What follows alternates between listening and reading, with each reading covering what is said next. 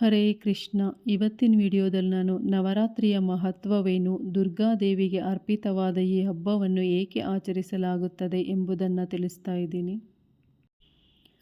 ನವರಾತ್ರಿ ಹಬ್ಬ ಮುಖ್ಯವಾಗಿ ದುರ್ಗಾದೇವಿಗೆ ಅರ್ಪಿಸಿರುವ ಹಬ್ಬ. 9 ದಿನಗಳ ಕಾಲ ದುರ್ಗಾದೇವಿಯನ್ನು 9 ಅವತಾರಗಳಲ್ಲಿ ಪೂಜಿಸಲಾಗುತ್ತದೆ. ನವರಾತ್ರಿ ಆಚರಣೆಯ ಹಿಂದೆ ಹಲವು ನಂಬಿಕೆಗಳಿವೆ. ನವರಾತ್ರಿಯ ಮಹತ್ವ. ನವರಾತ್ರಿಯ 9 ರಾತ್ರಿಗಳಲ್ಲಿ ದುರ್ಗೆಯ 9 ಅವತಾರಗಳನ್ನು ಪೂಜಿಸಲಾಗುತ್ತದೆ. ಮೊದಲನೇ ದಿನ ಶೈಲಪುತ್ರಿ ಪೂಜೆಯಿಂದ ಪ್ರಾರಂಭಗೊಂಡು ನಂತರ ಬ್ರಹ್ಮಚಾರಿ, ಚಂದ್ರಘಂಟ, ಕೂಷ್ಮಾಂಡ, ಸ್ಕಂದಮಾತ, ಕಾತ್ಯಾಯಿನಿ, ಕಾಲರಾತ್ರಿ, ಮಹಾಗೌರಿ ಹಾಗೂ ಸಿದ್ಧಿದಾತ್ರಿ ರೂಪದಲ್ಲಿ ದೇವಿಯನ್ನು ಪೂಜಿಸಲಾಗುತ್ತದೆ. 9 ದಿನಗಳ ನವರಾತ್ರಿಯ ಪ್ರತಿದಿನವೂ ತನ್ನದೇ ಆದ ಮಹತ್ವವನ್ನು ಪಡೆದಿದೆ. ಶಿವನ ಸಂಗಾತಿಯಾದ ದುರ್ಗಾದೇವಿಯು ಶಕ್ತಿ ಅಥವಾ ಸ್ತ್ರೀ ಶಕ್ತಿಯನ್ನು ಪ್ರತಿನಿಧಿಸುತ್ತಾಳೆ. ಮಹಿಷಾಸುರ ಎಂಬ ರಾಕ್ಷಸನನ್ನು ಮರ್ದಿಸಿದ್ದರಿಂದ ಅವಳನ್ನು ಮಹಿಷಾಸುರ ಮರ್ದಿನಿ ಎಂದು ಕರೆಯಲಾಗುತ್ತದೆ. 10ನೆಯ ದಿನ ಮಹಿಷಾಸುರನ ವಿರುದ್ಧ ನಡೆದ ಯುದ್ಧದಲ್ಲಿ ದುರ್ಗಾದೇವಿ ಮಹಿಷಾಸುರನನ್ನು ವಧೆ ಮಾಡುತ್ತಾಳೆ. ಆದ್ದರಿಂದ ಆ ದಿನ ವಿಜಯದಶಮಿಯನ್ನು ಆಚರಿಸಲಾಗುತ್ತದೆ. ಶೈಲಪುತ್ರಿ ಅವತಾರ. ಮೊದಲನೇ ದಿನವೂ ದೇವಿಯನ್ನು ಶೈಲಪುತ್ರಿ ಅವತಾರದಲ್ಲಿ ಪೂಜಿಸಲಾಗುತ್ತದೆ. ಪರ್ವತರಾಜ ಹಿಮವಂತನ ಪುತ್ರಿಯಾದ್ದರಿಂದ ಈಕೆಯನ್ನು ಶೈಲಪುತ್ರಿ ಎನ್ನಲಾಗುತ್ತದೆ.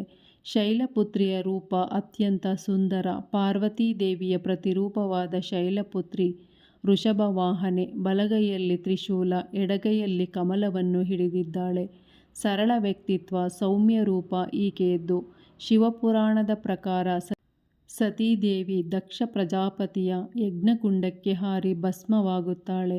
ಸತೀದೇವಿಯೇ ಮುಂದಿನ ಜನ್ಮದಲ್ಲಿ ಶೈಲರಾಜ ಹಿಮವಂತನ ಪುತ್ರಿಯಾಗಿ ಜನಿಸಿ ಶೈಲಪುತ್ರಿಯಾದಳು. ನಂತರ ಶೈಲಪುತ್ರಿ ಕಠಿಣ ತಪಸ್ಸು ಮಾಡಿ ಶಿವನೊಂದಿಗೆ ವಿವಾಹವಾದಳು. ಬ್ರಹ್ಮಚಾರಿಣಿ ಅವತಾರ. ಬ್ರಹ್ಮಚಾರಿಣಿಯದ್ದು ಸಾತ್ವಿಕ ಮತ್ತು ಸುಂದರ ರೂಪ. ಬ್ರಹ್ಮಚಾರಿಣಿ ಪೂರ್ಣ ಜ್ಯೋತಿರ್ಮಯ ಸ್ವರೂಪಿಯಾಗಿದ್ದಾಳೆ. ಬಲಗೈಯಲ್ಲಿ ಜಪಮಾಲೆ ಹಿಡಿದಿರುತ್ತಾಳೆ. ಎಡಗೈಯಲ್ಲಿ ಕಮಂಡಲವಿರುತ್ತದೆ. ಸದಾ ಧ್ಯಾನದಲ್ಲಿ ತಲ್ಲೀನಳಾಗುತ್ತಾಳೆ. ಪುರಾಣಗಳ ಪ್ರಕಾರ ಶಿವನನ್ನು ಪಡೆಯಲು ಬ್ರಹ್ಮಚಾರಿಣಿ ನಾರದರ ಉಪದೇಶದಂತೆ ಅಖಂಡ ತಪಸ್ಸು ಮಾಡುತ್ತಾಳೆ. ಅಖಂಡ ತಪಸ್ಸನ್ನು ಮಾಡಿದ ಸಲುವಾಗಿ ಈಕೆ ಸದಾ ಧ್ಯಾನದಲ್ಲೇ ತಲ್ಲೀನಳಾಗಿರುತ್ತಾಳೆ. ನವರಾತ್ರಿಯ 2ನೇ ದಿನ ಈ ತಾಯಿಯನ್ನು ಪೂಜಿಸಿದರೆ ವಿಶೇಷ ವರಗಳು ಪ್ರಾಪ್ತಿಯಾಗುತ್ತವೆ ಎನ್ನಲಾಗುತ್ತದೆ. ಸದಾ ಧ್ಯಾನಮಗ್ನಳಾದ ಬ್ರಹ್ಮಚಾರಿಣಿಗೆ ಭಕ್ತರ ಮೇಲೆ ಅಪಾರ ಕಾಳಜಿ. ನಿಷ್ಕಲ್ಮಶ ಮನಸ್ಸಿನಿಂದ ನವರಾತ್ರಿಯಲ್ಲಿ ಇವಳನ್ನು ಪೂಜಿಸಿದರೆ ಬೇಡಿದ ವರಗಳನ್ನು ಕರುಣಿಸುತ್ತಾಳೆ ಎಂಬ ನಂಬಿಕೆಯಿದೆ. ಚಂದ್ರಘಂಟ ಅವತಾರ. 3ನೇ ದಿನ ಚಂದ್ರಘಂಟಾ ರೂಪದಲ್ಲಿ ದೇವಿಯನ್ನು ಪೂಜಿಸಲಾಗುತ್ತದೆ. ದೇವಿಯ ಹಣೆಯ ಮೇಲೆ ಅರ್ಧಚಂದ್ರನಿದ್ದು ಸೌಂದರ್ಯ ಮತ್ತು ಧೈರ್ಯದ ಸಂಕೇತವಾಗಿ ದೇವಿ ಇರುತ್ತಾಳೆ. ಕೂಷ್ಮಾಂಡ ದೇವಿ ಅವತಾರ. ನವದುರ್ಗೆಯರಲ್ಲಿ ಕೂಷ್ಮಾಂಡ ದೇವಿ 4ನೆಯವಳು. ಈಕೆ ತನ್ನ ಮಧುರ ನಗುವಿನಿಂದ ಬ್ರಹ್ಮಾಂಡವನ್ನು ರಚಿಸಿದ ಕಾರಣ ಇವಳನ್ನು ಕೂಷ್ಮಾಂಡ ದೇವಿ ಎನ್ನಲಾಗುತ್ತದೆ. ಇವಳು ಆದಿಶಕ್ತಿಯ ಪ್ರತಿರೂಪ. ಇವಳ ವಾಹನ ಸಿಂಹ. ತೇಜೋಮಯಿ ರೂಪ ಹೊಂದಿರುವ ಕೂಷ್ಮಾಂಡ ದೇವಿ ಅಷ್ಟಭುಜಗಳನ್ನು ಹೊಂದಿರುತ್ತಾಳೆ. ತನ್ನ ಅಷ್ಟಭುಜಗಳಲ್ಲಿ ಕಮಂಡಲ, ಧನುಸ್ಸು, ಬಾಣ, ಕಮಲ, ಅಮೃತ ತುಂಬಿದ ಕಲಶ, ಚಕ್ರ, ಗದೆಯನ್ನು ಹಿಡಿದಿರುತ್ತಾಳೆ. ಕೂಷ್ಮಾಂಡ ದೇವಿಯ ಪ್ರಭೆ ಸೂರ್ಯನಿಗೆ ಸಮಾನ ಎಂದು ಹೇಳಲಾಗುತ್ತದೆ.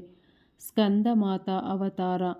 ಪಾತಾಳ ಲೋಕದಲ್ಲಿರುವ ತಾರಕಾಸುರ ಎಂಬ ರಾಕ್ಷಸನನ್ನು ವಧೆ ಮಾಡಲು ದೇವಿ ಸ್ಕಂದನಿಗೆ ಜನ್ಮ ಕೊಡುತ್ತಾಳೆ.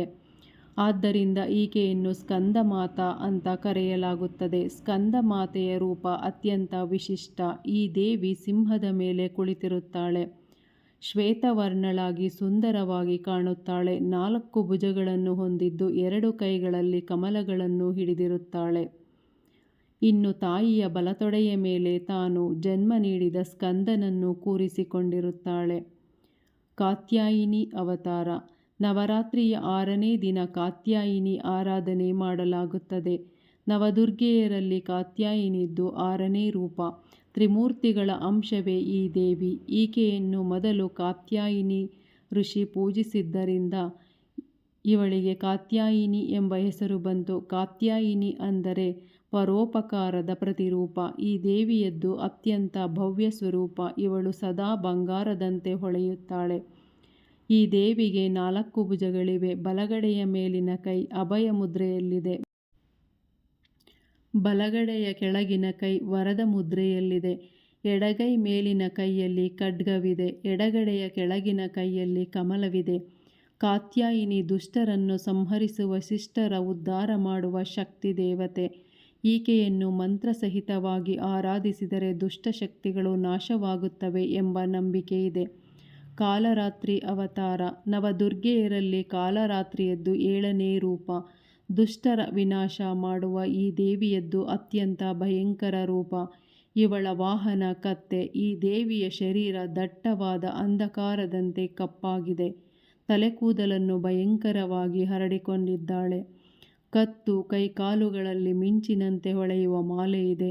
ಬ್ರಹ್ಮಾಂಡದಂತಹ 3 ಕಣ್ಣುಗಳಿವೆ. ಇವಳ ಕಣ್ಣುಗಳು ಭಕ್ತರನ್ನು ಭಯಗೊಳಿಸುತ್ತವೆ. ಇವಳು ಉಸಿರಾಡಿದರೆ ಅಗ್ನಿಜ್ವಾಲೆ ಹೊರಹೊಮ್ಮುತ್ತದೆ. ಇವಳಿಗೆ 4 ಭುಜಗಳಿವೆ.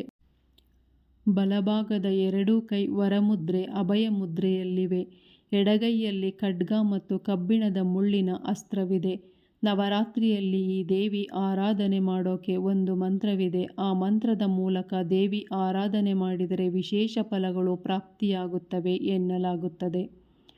ಮಹಾಗೌರಿ ಅವತಾರ. ನವದುರ್ಗೆಯರಲ್ಲಿ ಮಹಾಗೌರಿಯದ್ದು 8ನೇ ರೂಪ. ಈಕೆ ಸಾಕ್ಷಾತ್ ಪರಮೇಶ್ವರನಿಗೆ ಶಕ್ತಿ ನೀಡಿದ ಮಹಾನ್ ತಾಯಿ. ಪಾರ್ವತಿಯ ರೂಪದಲ್ಲಿ ಶಿವನನ್ನು ಪತಿಯಾಗಿ ಪಡೆಯಲು ತಪಸ್ಸು ಮಾಡಿದ್ದಳು.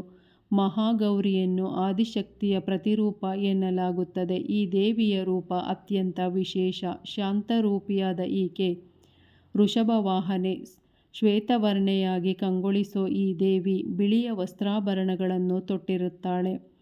ಚತುರ್ಭುಜಗಳುಳ್ಳ ಮಹಾಗೌರಿ ಅಭಯ ಮುದ್ರೆ, ತ್ರಿಶೂಲ, ಡಮರುಗ, ವರಮುದ್ರೆ ಸ್ವರೂಪಿ ನೋಡಲು ಸುಂದರ ರೂಪಿಯಾಗಿ ಕಾಣುತ್ತಾಳೆ. ಮಹಾಗೌರಿ ಶುಂಭ ನಿಶುಂಭರ ವಧೆ ಮಾಡಿ ದೇವಾನುದೇವತೆಗಳನ್ನು ರಕ್ಷಿಸುತ್ತಾಳೆ. ನವರಾತ್ರಿಯ 8ನೇ ದಿನ ಅಂದರೆ ದುರ್ಗಾಷ್ಟಮಿಯಂದು ಮಹಾಗೌರಿ ಪೂಜೆಗೆ ವಿಶೇಷ ಮಹತ್ವವಿದೆ. ಈ ದಿನ ಮಹಾಗೌರಿಯನ್ನು ಮಂತ್ರಸಹಿತವಾಗಿ ಪೂಜಿಸಿದರೆ ವಿಶೇಷ ಫಲಗಳು ಪ್ರಾಪ್ತಿಯಾಗುತ್ತವೆ ಅನ್ನೋ ನಂಬಿಕೆ ಧರ್ಮಶಾಸ್ತ್ರದಲ್ಲಿದೆ. ಸಿದ್ಧಿದಾತ್ರಿ ಅವತಾರ. ನವರಾತ್ರಿಯ 9ನೇ ದಿನ ಸಿದ್ಧಿದಾತ್ರಿ ಆರಾಧನೆಗೆ ಪ್ರಶಸ್ತವಾದ ದಿನ. ನವದುರ್ಗೆಯರಲ್ಲಿ ಸಿದ್ಧಿದಾತ್ರಿ ಕೊನೆಯವಳು. ಮಾರ್ಕಂಡೇಯ ಪುರಾಣದ ಪ್ರಕಾರ ಸಿದ್ಧಿದಾತ್ರಿ ಎಲ್ಲ ರೀತಿಯ ಸಿದ್ಧಿಗಳನ್ನು ಕರುಣಿಸುವವಳು. ಆದ್ದರಿಂದಲೇ ಇವಳನ್ನು ಸಿದ್ಧಿದಾತ್ರಿ ಎನ್ನಲಾಗುತ್ತದೆ. ಇವಳು ಕಮಲದ ಮೇಲೆ ಕುಳಿತಿರುತ್ತಾಳೆ. ಸಿದ್ಧಿದಾತ್ರಿಗೆ ಚತುರ್ಭುಜಗಳಿವೆ. ಮೇಲಿನ ಬಲಗೈಯಲ್ಲಿ ಚಕ್ರ, ಎಡಗೈಯಲ್ಲಿ ಶಂಖ ಹಿಡಿದಿರುತ್ತಾಳೆ. ಕೆಳಗಿನ ಬಲಗೈಯಲ್ಲಿ ಗದೆ, ಎಡಗೈಯಲ್ಲಿ ಕಮಲವಿದೆ. ಸಿದ್ಧಿದಾತ್ರಿ ಮಹಾಲಕ್ಷ್ಮಿಯ ಸ್ವರೂಪ. ಭಕ್ತಿಯಿಂದ ಈ ದೇವಿಯ ಬಳಿ ಬೇಡಿದರೆ ಪ್ರಸನ್ನಳಾಗಿ ವರ ಕೊಡುತ್ತಾಳೆ ಎಂಬ ನಂಬಿಕೆ ಇದೆ. ನವರಾತ್ರಿಯ 9ನೇ ದಿನ ಸಿದ್ಧಿದಾತ್ರಿಯನ್ನು ಮಂತ್ರಸಹಿತವಾಗಿ ಪೂಜಿಸುವುದು ಶ್ರೇಯಸ್ಕರ ಎನ್ನಲಾಗುತ್ತದೆ. ಇದಿಷ್ಟು ನವರಾತ್ರಿಯ ವಿಶೇಷತೆಯಾಗಿದೆ. ನವರಾತ್ರಿಯಲ್ಲಿ ದುರ್ಗಾದೇವಿಯನ್ನು ಶ್ರದ್ಧಾಭಕ್ತಿಯಿಂದ ಪೂಜಿಸಿ ದುರ್ಗಾಮಾತೆಯ ಕೃಪೆಗೆ ಪಾತ್ರರಾಗಿ. ಹರೇ ಕೃಷ್ಣ.